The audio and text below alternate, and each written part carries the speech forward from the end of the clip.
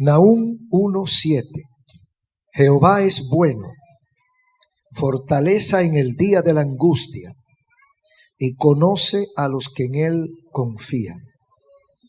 Amén. Pueden ubicarse. Gracias al Señor. Oh, gloria a Dios. Con la ayuda del Señor quiero hablar lo que ya yo he recibido sobre la razón o la base de nuestra esperanza. ¿De dónde depende nuestra esperanza? En nuestra pasada intervención del domingo anterior, utilizamos este versículo para hablar acerca de juicio y misericordia, porque la palabra de Dios es rica, pero no podíamos dejar de hablar de una palabra que hay contenida en este versículo, que es conoce, porque ahí está basada nuestra esperanza. Y la esperanza es una virtud imprescindible para sobrevivir. Fíjese que el que se está ahogando, cuando pierde la esperanza de que va a salir, ahí mismo se hunde.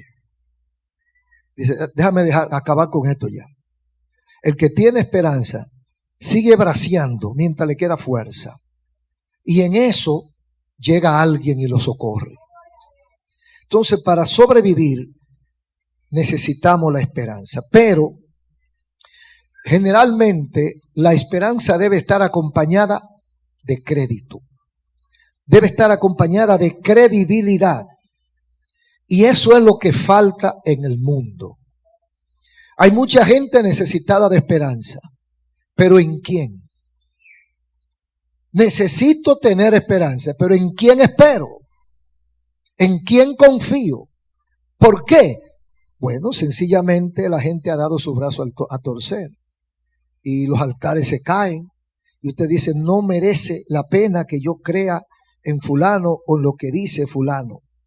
Sin embargo, hay otra gran verdad que como un templo. Y es que cuando nos alejamos de Dios, sucumbimos en la crisis, diferentes crisis. Crisis de familia, crisis de salud, crisis de negocio. Cuando nosotros estamos alejados de Dios, todo nos sale mal. Se nos complica la salud, se nos complica la casa, se nos complica la relación de pareja, el negocio se nos complica y salimos a la calle con el sol afuera y creemos que está nublado, porque la nublazón la tenemos nosotros en el juicio. Y todo esto es cuando la gente se aparta de Dios, que no encuentra paz, no encuentra armonía en el mundo. Ni los pajaritos cuando cantan le hacen gracia, porque están ofuscados. El pueblo de Israel, que en la Biblia se presenta como el pueblo de Dios, porque procede de los lomos del amigo de Dios, de allá de Abraham. El pueblo de Israel pasó ese proceso, lo que quiere decir que nosotros no estamos exentos de pasar ese tipo de proceso. Fíjese que Israel había disfrutado de comunión con Dios. Israel había tenido experiencias gloriosas con Dios. Había visto milagros de protección. Dios lo había librado de enemigos muchas veces superiores a ellos. Dios había provisto en la escasez. En el tiempo cuando no había comida le mandó pan, le mandó carne. En un momento en que el agua era amarga, en Mara, Dios permite que el lago de aguas amargas se convierta en agua potable para que ellos pudieran beber. Dios le proveyó salud en los tiempos en que por su pecado ellos habían fracasado y una plaga, una enfermedad había cubierto la tierra. Dios le dijo a Moisés lo que hiciera. Fabrícate una serpiente de bronce. No porque la serpiente ni porque el bronce tuvieran alguna magia, sino como un acto de obediencia. Porque estamos luchando con un pueblo caracterizado por la desobediencia y la rebeldía. Entonces Dios está poniendo un punto de apoyo para su obediencia. Hazte una serpiente y todo el que la mire, cuando sea picado por la serpiente venenosa que azota la tierra, todo el que mire esa serpiente será salvo. Y Dios sanó todo aquel que miró la serpiente, no por la serpiente, sino por la fe y la obediencia. Y Dios libertó a Israel de Egipto, de un imperio poderosísimo que los esclavizaba. Dios los sacó con brazo fuerte, con mano extendida. Y todo esto le ocurría a Israel cuando se apartaba de Dios, o cuando por su pecado Dios lo desamparaba. Lo que quiere decir que eso nos puede pasar a cualquiera de nosotros. Cuando estamos bien con Dios, tenemos un tipo de vida. Cuando creemos que somos adultos, como los niños, usted lo guía, usted le da la comida, usted le provee, usted lo manda a la escuela, usted le dice por dónde vaya y por dónde no vaya, y usted lo conduce y el niño está bien. Pero cuando el niño cree que es adulto, dice, déjame solo. Papi, ya yo soy un hombre. Mami, ya yo soy un hombre, me quiero gobernar. O ya yo soy una mujer, déjame quieta, que yo resuelvo mi vida. Entonces usted tiene que soltarlo. Cuando creemos que somos adultos, creemos que no necesitamos a Dios. Entonces Dios nos suelta en banda. Y al soltarnos en banda, el diablo nos coge y acaba con nosotros. Entonces volvemos desesperadamente a buscar el rostro y la misericordia de Dios. Israel estaba en una situación difícil en esta historia que hemos leído. El imperio asirio estaba acabando con ellos, le tenía impuesto amenazas y había destruido su economía, y como todo pueblo estaban por hacer algo para que el gobierno resuelva. El pueblo estaba amenazando con revuelta, el pueblo estaba inconforme y su gobierno no lo podía resolver. El gobierno de Israel tenía dos amenazas. Una era del propio pueblo y otra era del imperio, de una invasión, de ese tipo de invasión inmisericordia en que destruyen ancianos, mujeres, niños y a todo el que se le pase por delante. Entonces esas amenazas pendían sobre Israel. Y en ese momento, cuando Israel está siendo amenazada, es cuando se produce el mensaje del profeta Nahum. Como decíamos la vez anterior, Dios presenta sus credenciales. Dios le dice a Nínive, mucho cuidado, porque ese es mi pueblo. Mucho cuidado, porque aunque estén en desobediencia, ese es mi pueblo. Mucho cuidado, porque yo soy Jehová. Entonces Dios presenta sus credenciales acerca de su poder, de su capacidad, de su soberanía, de su dominio de la naturaleza, para que Nínive sepa, para que el imperio asirio sepa que Dios con una sola palabra va a destruir toda la fortaleza militar que ellos dicen que tienen. Entonces en esa coyuntura aparece Nahum con este mensaje que incluye el versículo 7.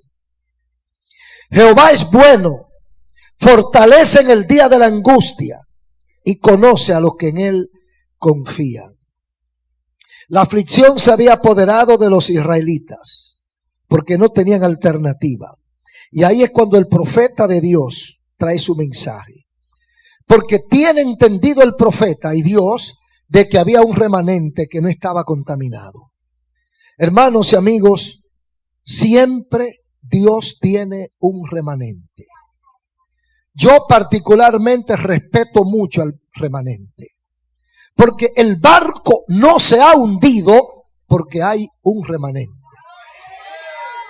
Yo digo que en este tiempo, aunque usted vea lo que vea, aunque los escándalos suban a la luna, aunque los manipuladores hagan lo que les dé la gana, aunque los impíos se suban al altar, aunque los incircuncisos gobiernen, aunque los vanidosos hagan desastre en la iglesia del Señor, hay un remanente.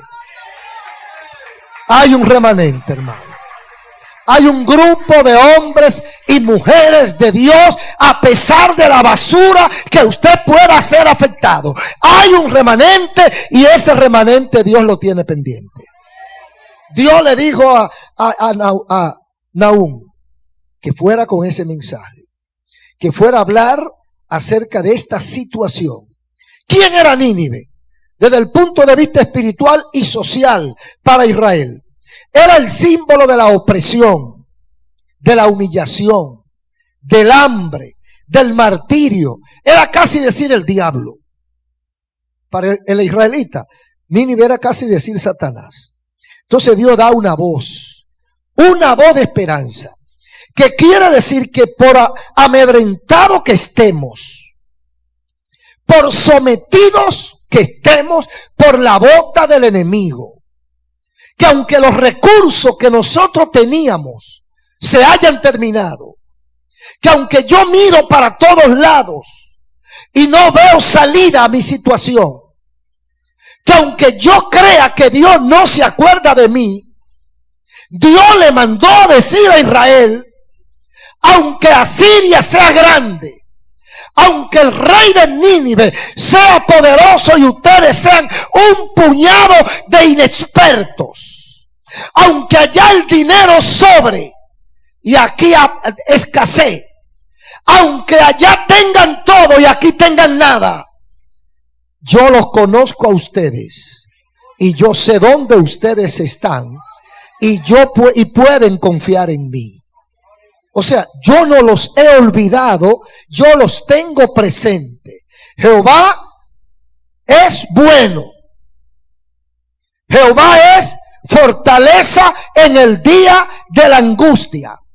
Y Jehová conoce a los que en él confían. O sea, ese remanente, ese grupito que está postrado en la presencia de Dios, mientras todo el mundo se vuelve loco, ¿qué vamos a hacer con la economía?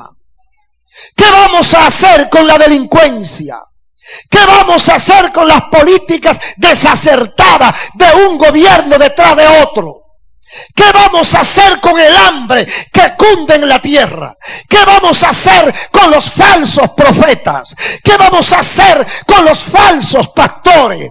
¿Qué vamos a hacer con los falsos apóstoles? ¿Qué vamos a hacer con los falsos hermanos? ¿Qué vamos a hacer con tanto engaño? Hay un remanente, hay un remanente. ¡Oh, gloria a su nombre! ¡Oh, sola lava!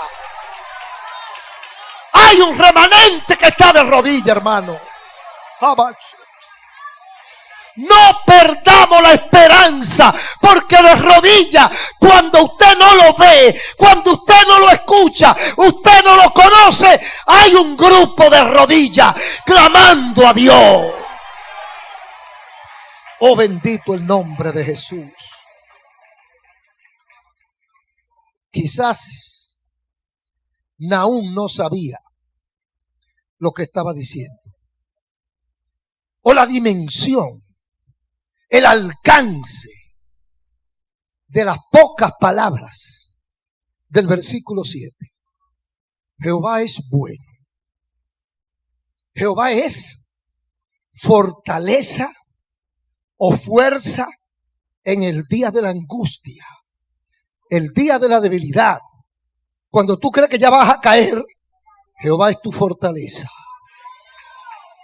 Cuando la carga te doblega, cuando el dolor te doblega, cuando la cruz es más grande que tú, cuando los problemas son mayores que tu recurso y que tu visión, Dios está contigo, porque Dios es bueno y es la fortaleza en el día de la angustia.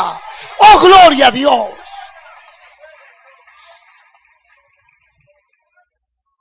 Y conoce a los que en él confían.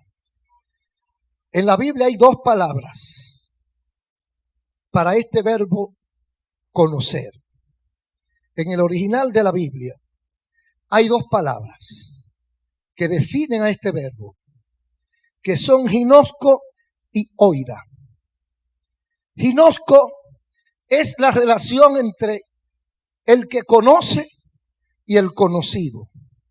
Es una relación progresiva o es un proceso de conocimiento, un proceso de acercamiento, un proceso en que la persona comienza a saber del otro y a entender al otro. Conocer significa yo sé de ti. Conocer significa yo te entiendo. No siempre, yo conozco un hermano, un colega que vive fuera del país y como dominicano al fin, en ese tiempo habían pocos dominicanos en el área. Y cuando llegaba uno, los pastores le preguntaban a él: varón, ¿usted conoce a fulano? Y decía, bueno, yo lo he visto, pero yo no lo conozco. Mire, a veces nosotros no conocemos ni a la persona que duerme al lado de nosotros. Aleluya. Conocer en este sentido es entender a esa persona, saber sus debilidades y sus fortalezas, saber sus gustos y sus preferencias, saber lo que le molesta y lo que no le molesta, saber sus capacidades, de qué cosa es capaz y de qué cosa no es capaz. Eso es conocer, pero ese es un tipo de conocimiento que se va madurando. Es un proceso. Yo lo conozco a usted el primer año, yo conozco tal cosa el segundo. A los 10 años usted me sale con algo que yo no sabía. Pues mira, yo tenía 10 años tratando a esa persona y nunca me había hecho eso. Y ahora me sale con eso. Usted tiene 15 años casada con un hombre y ese hombre ha sido lo mejor del mundo. La respeta y todo. Pero a los 15 años vino un primo suyo que vive fuera del país que él no lo conoce. Y ese primo la visita y le da un abrazo. En la noche ese hombre que tiene 15 años con esa mujer le dice: mira, si te vuelve a dejar abrazar de un hombre así, te mato. Y ella se queda ensimismada, congelada. No haya que decir, pero ¿cómo es posible?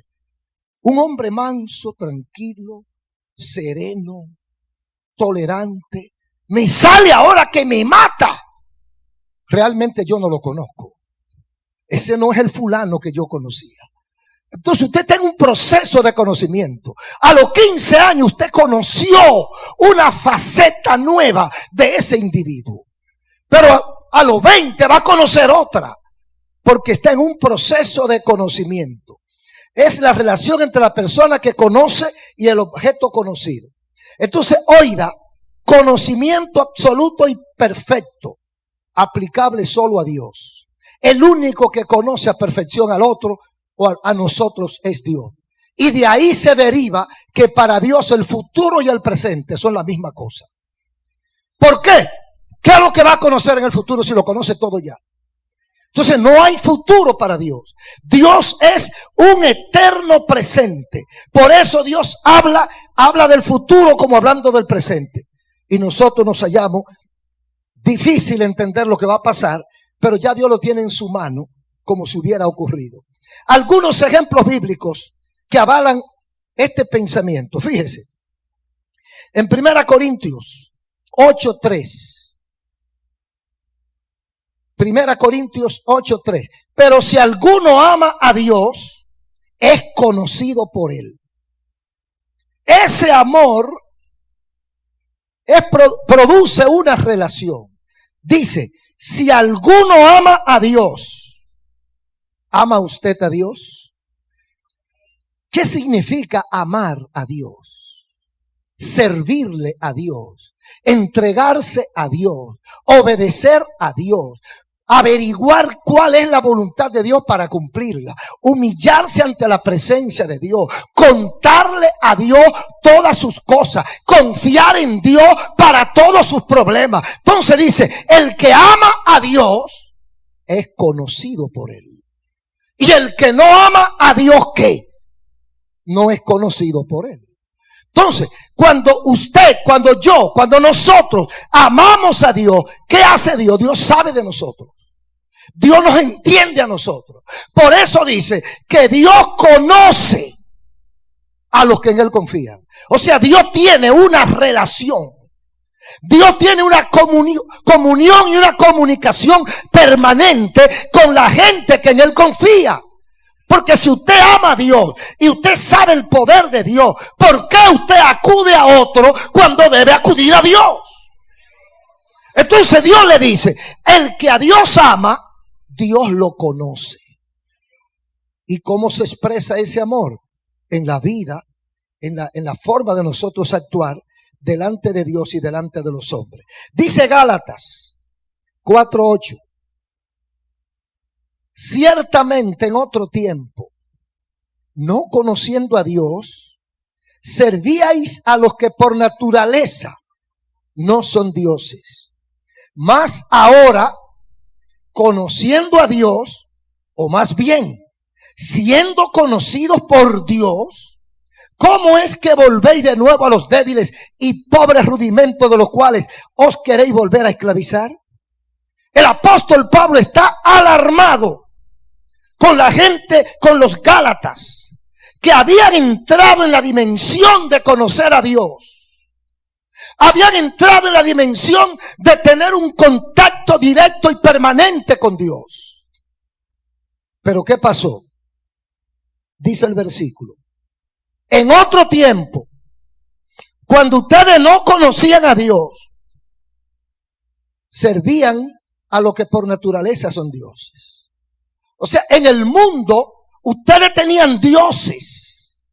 Para uno el Dios era el dinero, para otro era la fama, para otro era la profesión, para otro eran los hijos, para otro era el marido, para otro era la esposa, etcétera.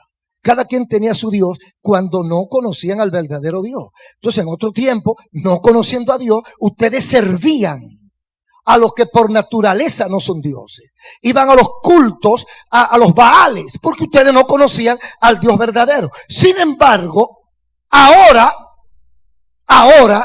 conociendo a Dios, o más bien siendo conocidos por Dios, el apóstol Pablo tiene un concepto que quizás usted no lo acepte. Pero Pablo entiende que cuando usted inicia una relación con Dios, Dios es el que lo conoce a usted. Cuando usted comienza a conocer a Dios, ya se desarrolla una relación personal entre usted y Dios. Fíjese que cuando Dios va a hacer algo con una persona, no se equivoca. Aunque se llamen Ricardo los dos, aunque se llamen Pedro los dos, aunque sean gemelos.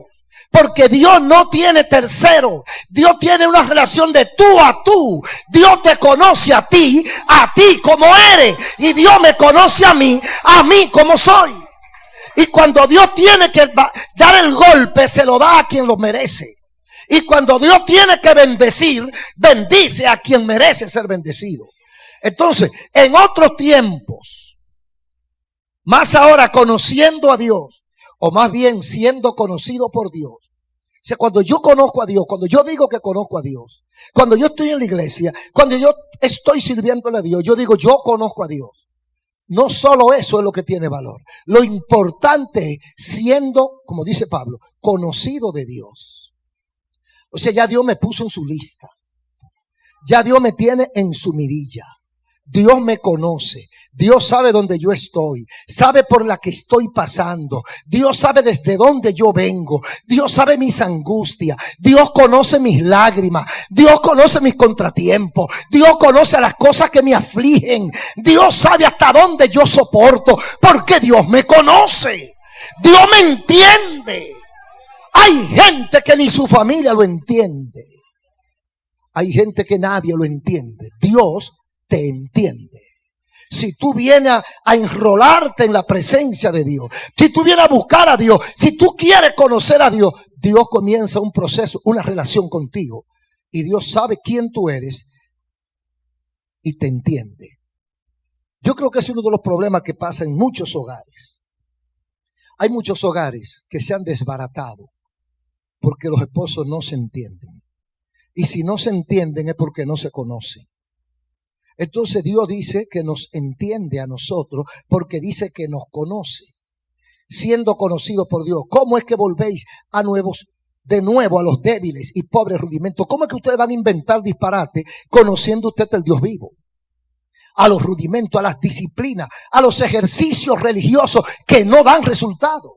¿Cómo usted va a inventar disparate teniendo en su mano la realidad de un Dios verdadero, de un Dios poderoso? ¿Cómo va usted a buscar una oración, a hacer una hora santa, cuando usted tiene a Jesucristo en su corazón? Entonces estamos hablando de gente ignorante, que por su ignorancia pueden ir al infierno. Conozca a Dios como el Dios que está presentando Nahum a Israel. Ustedes no tienen que acudir a Baales ni a dioses hechos por los hombres, porque Dios lo conoce y ustedes conocen a Dios. Es decir, hemos sido probados porque somos conocidos.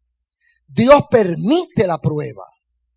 A veces Dios nos permite pasar por ciertos procesos que usted dice, pero ven acá, yo no he hecho nada. ¿Y por qué Dios me tiene esta prueba encima?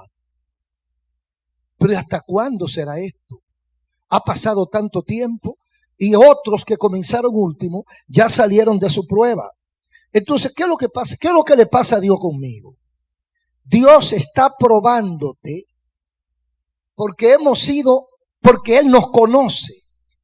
Entonces Dios sabe tu problema, pero sabe tu capacidad porque Él te la dio. Entonces, hemos sido probados porque somos conocidos. En 2 Timoteo 2:19 vuelve a aparecer el verbo conocer.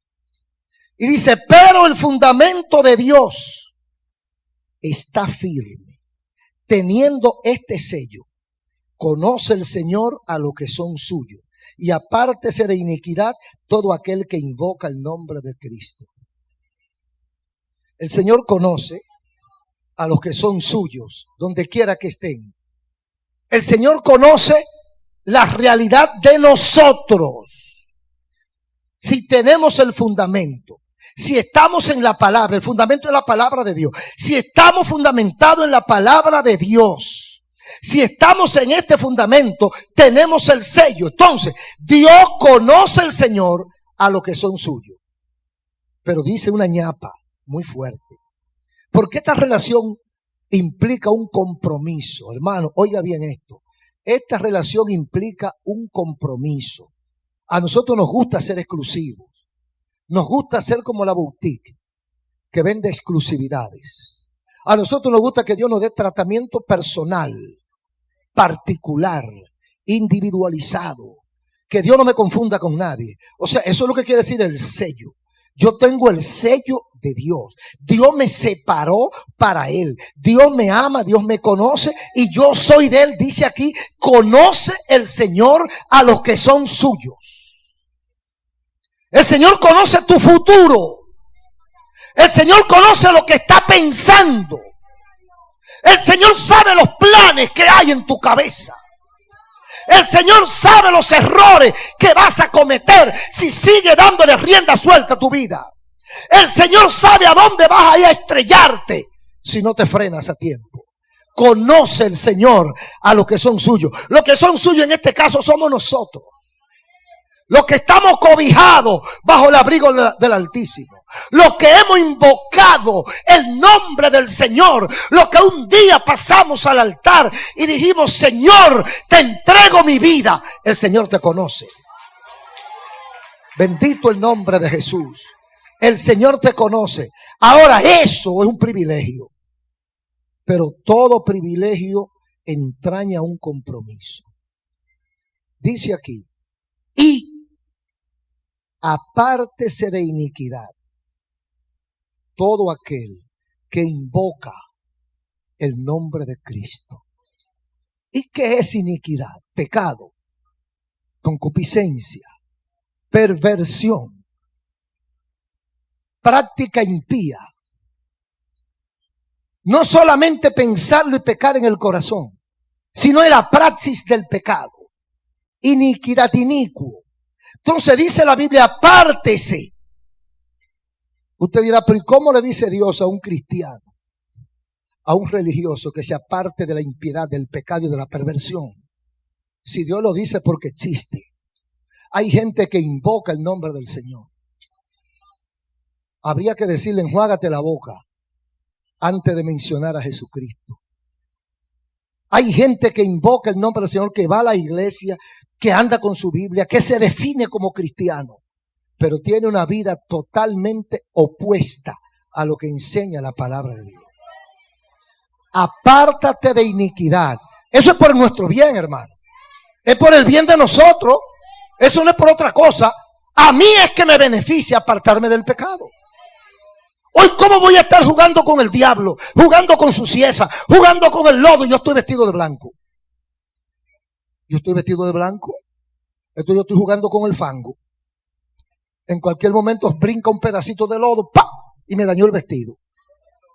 Entonces, todo el que invoca el nombre del Señor, ¿qué debe hacer?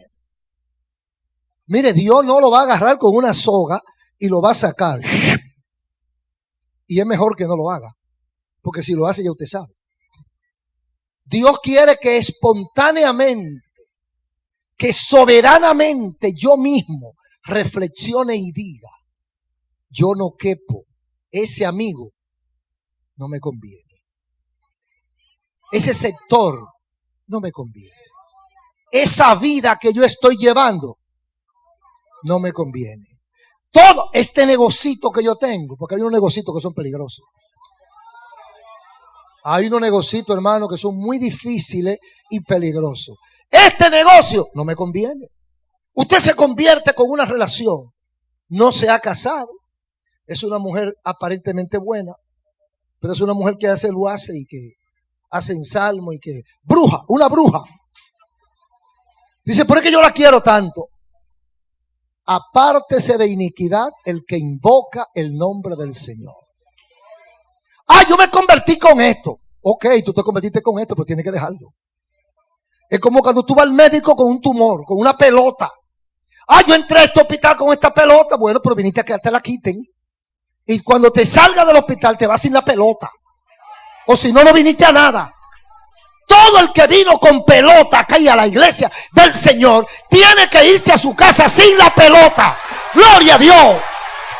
La sangre de Cristo nos limpia de todo pecado. Y el bisturí del Espíritu Santo, la tijera de Dios, la corta en el acto para nuestra salvación, para nuestra liberación, para que nos sintamos felices. Porque hay veces que usted está arrastrando una carga que no puede con ella. Y Dios quiere quitarte la carga y darte la libertad, la felicidad completa. Apártese de iniquidad todo aquel que invoca el nombre del Señor. Me gusta tener una relación con Dios, pero esto tiene un compromiso. Mire, la relación con Dios, el que Dios me conozca, implica que yo tengo el celular de Dios. Eso es. Mire, hay cierta gente de altura que usted dice: yo soy amigo de él, amigo de infancia, y él le puede resolver cualquier problema. ¿Y cómo yo me comunico con él? No tengo celular, no me ha dado su teléfono. Entonces me conoce. ¿Usted cree que me conoce? O yo lo conozco a él. Yo lo he visto. Él me ha visto. Ahora, cuando yo digo yo conozco a una persona, digo: mira, aquí yo tengo el celular. Lo llamo ahora mismo y me responde. Si usted conoce a Dios y Dios lo conoce a usted, usted tiene el celular de Dios. Y mire, a la 1 de la mañana usted está en un tranque. A la 1 de la mañana está usted en la loma de Constanza, solo, donde ni los grillos se oyen. Y usted tiene un accidente a esa hora. Y usted tiene el celular de Dios. Oiga, el celular de Dios siempre tiene señal. Aleluya. Siempre tiene señal, hermano. Oh, gloria a Dios. Ahora, yo no sé qué hacen los amigos. Los amigos que no tienen el celular de Dios. Mire, he apretado vivir así, sin Dios y sin esperanza. Hermano, en los momentos apretados de mi vida yo he clamado a Dios. Yo no le puedo hacer historia porque yo siempre vivo haciendo historia. Pero 2 veces a mí me iban a matar y clamé a Dios. Oiga, ese celular no hay ni que marcarlo. Ni siquiera pierde tiempo marcando los números. Oiga, con una intención un pensamiento, inmediatamente sube y baja, y la gloria de Dios se manifiesta. ¡Oh, gloria a Dios! Pero ¿y cómo vive la gente que no cree en Dios? ¿Cómo vive la gente a quien Dios no lo conoce? Porque usted dirá, pero Dios conoce todo lo que hay en la tierra. Dios sí, en el sentido liviano, superficial, Dios conoce, Dios sabe todo lo que existe. Dios sabe cómo tú te llamas. Pero cuando dice que Dios conoce, estamos hablando de que Dios tiene una relación conmigo y yo la tengo con Él. Es que yo toco y Él abre. Es que cuando yo mando mi señal, el teléfono de Dios tiene un sonido especial para cada uno de nosotros. Y dice Dios, está llamando a Ezequiel Molina Rosario. Gloria a Dios. Y cuando tú clames a Dios, Dios te abrirá la puerta si tú eres conocido por Él. Ahora, ¿y qué de los amigos? Bien, gracias. ¿Qué hacen los amigos en los momentos apretados? Dar grito. Cuando se les presenta una situación difícil en la casa, dar grito. En la calle, dar grito. Porque no tienen acceso directo. No son conocidos por Dios. Porque no tienen una relación con Dios. Y dice 2 Timoteo 2:19. No, ya lo leímos. Juan 10:14. Dice, fíjense cómo va profundizándose la relación. Yo soy el buen pastor y conozco mis ovejas y las mías me conocen. Aleluya. Esto no es un abortivo. Dice no, que ella dijo que es amiga tuya. Y cuando tú la ves, ¿y cómo se llama ella? ¿Y de dónde es ella? Yo no me acuerdo. Usted, para no hacerle el desaire, usted dice que no se acuerda. Pero ¿cómo se va a acordar si es que no la conoce? Entonces dice el Señor, yo soy el buen pastor y yo conozco mis ovejas, pero mis ovejas me conocen a mí también. O sea, es que hay mensaje, hermano, es que hay comunicación permanente. No son gente que se comunican solo en los momentos de aprieto. Sí, porque hay unos amigos así. Yo conozco muchos amigos y familiares que usted no sabe nada de ellos. Usted los llama y nunca lo localiza. Pero cuando ellos quieren localizarlo a usted, inmediatamente lo encuentran. Y de seguro que cuando lo localizan es para que usted le resuelva un problema. Cuando es usted el que tiene el problema, ellos no aparecen. Ellos ni para allá miran. Entonces dice el Señor, yo las conozco a ellas, pero ellas me conocen a mí. O sea, es una relación de doble vía. Ida y vuelta. Tú para mí y yo para ti. Y nosotros somos los dos una misma cosa. Porque nos conocemos. Es una buena relación de doble vía. Conocer es la misma palabra que utiliza el Señor en el Antiguo y en el Nuevo Testamento. Fíjese, es una palabra utilizada para las relaciones íntimas. Dice Mateo 1:25 que después que María dio a luz, pasó el tiempo del riesgo y las cosas que pasan, y dice, y entonces conoció José a su mujer. Él no la había conocido, pero tenían amor, y él no la conocía. Se acercó a ella, convivió con ella. Pero dice en Génesis 4:1, y conoció a Adán a su mujer, y dio a luz a Caín. Conoció a Adán a su mujer. Fíjese cómo Dios utiliza el mismo verbo para decirnos de ese tipo de relación íntima. 1:25 de Mateo y 4:1 de Génesis. La declaración que Dios hizo en el capítulo 1 y más de Nahum, la declaración de juicio contra Nínive y la posterior destrucción de Nínive, así como el mensaje de esperanza para Israel, tiene una sola realidad, un solo Génesis. Fíjese, el versículo 7 dice que Dios conoce a los que en Él confían. Los que mantienen una relación con Dios pueden contar con Él, porque Él los conoce. Nínive, por ignorancia o por lo que fuese, cavó su propia tumba. Por dos razones. Primero, Nínive no era conocido por Dios. Y segundo, Nínive no respetó al pueblo al cual Dios conocía. Amigo, cuando usted se ubica dentro del pueblo que Dios conoce, usted tiene una garantía. En este caso ponemos a Nínive como la representación de Satanás, el enemigo de todos nosotros. Entonces, Satanás respeta, y si no respeta, paga las consecuencias a los que están bajo la cobertura de que Dios lo conoce. Nosotros estamos bajo la gracia divina, bajo la gracia de Dios. Dios me conoce y yo conozco un poquito a Dios. Dios me conoce y sabe dónde yo estoy, por qué estoy donde estoy. Si el diablo se equivoca conmigo, cava su propia tumba. Porque primero él no es conocido por Dios. No está protegido. El que está desamparado, el que está sin Dios, no tiene ningún tipo de protección. Pero encima de eso, si atenta contra un protegido por Dios, la cosa se complica. Yo no sé cuántos de ustedes han practicado eso. Yo lo he practicado y sé que aquí hay unos cuantos que lo han practicado.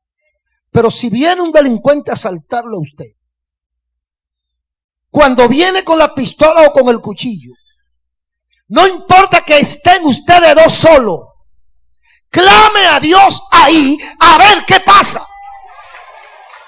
Vamos a ver si es verdad o no es verdad lo que dice la Biblia. Dios protege a los que Él conoce. Y lo dice claro. Jehová es tu fortaleza en el día de la angustia. En el día de la angustia, en el momento apretado de tu vida. Cuando tú no vayas a poner, Jehová es tu fortaleza. Y Jehová conoce a los que en Él confían. Hay muchos casos de eso. Pero hubo un caso una vez que le pasó a un predicador. Aquí en la capital lo fueron a amenazar. O lo fueron a matar. Pistola en mano, sobada y todo. Y cuando intentan disparar, aparecen dos turpenes del lado del predicador. Eso vieron los criminales. Cuando los criminales van a hacer su fechoría, de repente ven que el hombre tiene dos guardaespaldas que lucían agresivos y con unas metralletas fulminantes en las manos. Y los tipos lo que hicieron fue que bajaron su arma y se fueron como que no fueron ellos. Lo sé porque uno de ellos se convirtió. Está en la ciudad de New Jersey, en una de las ciudades de New Jersey. Y la persona a quien él amenazó vino con él a mi oficina un día. Y ellos dos ahí me dieron el testimonio. Él me dijo, mire, pastor, yo era, el pastor ahora el hombre, yo era comunista, yo era aquello, yo era lo otro, y yo fui a matar a este pastor junto con un compañero. Y lo que yo vi me desarmó. Aleluya. ¡Oh, gloria a Dios! Dios conoce a los que en Él confían. Dios conoce a los que a Él le sirven. Dios conoce a los que lo aman. Mire, si algo le pasó, verifique su relación. Verifique su relación con Dios. ¿Cómo anda tu relación con Dios? Dios conoce y entiende. Dios conoce y entiende y sabe las necesidades y angustia solo de aquellos que en Él confían. Ahora la pregunta del millón. ¿Cómo está tu relación con Dios? Amigo que me escuchas, ¿cómo está tu relación con Dios? ¿Piensas tú que Dios te va a defender? ¿Crees tú que Dios te conoce? ¿Conoces tú a Dios? ¿Amas a Dios? Hermano, ¿cómo está tu relación con Dios? Todos los oyentes, ¿cómo está tu relación con Dios? Porque yo no puedo reclamar lo que no tengo o lo que no he sembrado. Entonces yo tengo un compromiso con Dios. ¿Estoy yo sirviéndole a Dios? ¿Me he sacrificado yo para servirle a Dios? ¿Le he sido fiel a Dios en las buenas y en las malas? ¿Qué yo he dejado por Dios? ¿Qué tiempo tengo yo confiándole mi vida al Señor? ¿Puedo yo clamar a Dios? Donde quiera que usted esté, puede clamar a Dios si Dios lo conoce. Si Dios no lo conoce, aunque esté aquí en la iglesia, usted clama y no lo escucha ni el concreto. Su oración baja de ahí. Pero si Dios te conoce, Dios te va a escuchar. ¿Cómo anda tu relación con Dios? Amigos y hermanos, nuestra esperanza, mi confianza reposa en esas palabras de Nahum 1:7. Dios es bueno y es nuestra fortaleza en el tiempo de angustia. Y conoce Jehová a los que en Él confían. Lo que quiere decir que si usted no confía en Dios, Dios no lo conoce. ¿Cuántas veces viene la gente, pastor, ore por mí? ¿Qué te pasó? Me están buscando para matarme. Y digo, ¿y por qué te buscan para matarte? Por bueno. Me está buscando la policía. ¿Y por qué te busca? ¿Qué te han hecho? ¿Por qué te buscan a ti? Para hacerte daño. Yo quiero entregar mi vida a Cristo y quiero que el Señor me proteja, me cuide. Mire, hay gente que hasta que no tienen el tornillo adentro, no se acuerdan de Dios. Yo te recomiendo, amigo, con todo el corazón, que antes de que el tornillo entre, antes que te le den vuelta al tornillo en tu cuerpo, busques a Dios. Oh, gloria a Dios. Qué lindo es pasar por sus propios pies a entregar su vida al Señor. Pero qué difícil es cuando lo traen por pedazo, hermano. Cuando lo traen esposado con cadena en los pies y usted ve que caminan y que hoy es día de salvación. Hoy es día de salvación. Hoy es el día en que tú puedes comenzar una relación con Dios. Oye bien, no te va a pesar. Aquí hay una cantidad de gente que me ha dicho aquí en la iglesia que lamenta haberlo conocido tan tarde. Pudiera mencionar 15 o 20 así ahora mismo. ¿Por qué lo conocí tan tarde? Digo yo, gracias que lo conociste, varón. No te lamentes ya. Gracias que lo conociste vivo. Dale gracias a Dios y lo que te queda de vida, ríndeselo a Él. Oh, gloria a Dios. Gracias al Señor. Padre, gracias por tu misericordia. Gracias, Señor. En el nombre de Jesús. Posición de la palabra de Dios. Ahora ha llegado el momento de tú tomar una decisión con respecto al mensaje de la palabra de Dios. Hemos hablado sobre la base de nuestra esperanza. ¿Por qué confiamos en Dios? ¿Basados en qué principios o conceptos bíblicos nosotros tenemos esa confianza, esa fe ciega en el Señor? Ahora te invito a ti para que tengas la misma confianza, el mismo estilo de vida que es forjado a partir de la fe. No sabemos cuántas dificultades has tenido, pero si hubieras tenido a Jesucristo, si hubieras confiado en el Dios de Israel, quizás no hubiera pasado por muchos lugares, laberintos, por donde has tenido que pasar. En este momento quiero hacerte una cordial invitación a entregar tu corazón al Señor, a hacer un pacto, un compromiso, un experimento con la fe en Jesucristo. Entrégale tu alma, tu corazón, tu voluntad, ahí donde estás, y tú verás el cambio de ahora en adelante. Me redimí, porque yo te redimí. Si deseas entregar tu corazón al Señor, ahí repite esta oración conmigo. Vamos a orar. Hablemos con Dios. Di así: Padre Celestial, Dios amado, te doy gracias por haberme tenido en cuenta. Señor, cuento con tu amor. He pecado contra ti. Hoy me arrepiento. Acepto a Jesucristo como el sustituto, como el remedio dado por ti para nosotros los pecadores. Te entrego mi corazón, te entrego mi alma, te entrego mi voluntad y te pido fuerzas sabiduría para ser un discípulo o una discípula fiel de ti, Señor. Ayúdame, te amo, te quiero seguir. Por eso te pido que me recibas como parte de tu familia. Y yo declaro a Jesucristo como mi Salvador y mi Señor, mi Redentor, hasta que Él venga o hasta que yo tenga que partir.